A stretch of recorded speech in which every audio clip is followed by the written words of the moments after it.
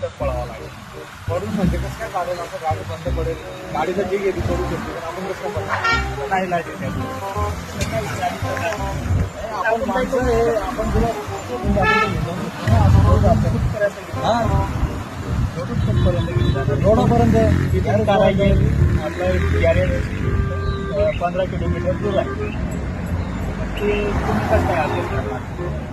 तुम्ही कारागीर बोलवा ना, सुविधा करा ना आमची काहीतरी. आम्ही कसं काय इथं तुमच्या गावाला आलेलो आणि तुम्ही आम्हाला विचारताय, असं कसं काय चालतं? मग कारागीरला कॉल केला आहे, तो आता येतोय. हा कारागीर आपण बघू काय आहे का कारागीर? हा कारागीर आहे का?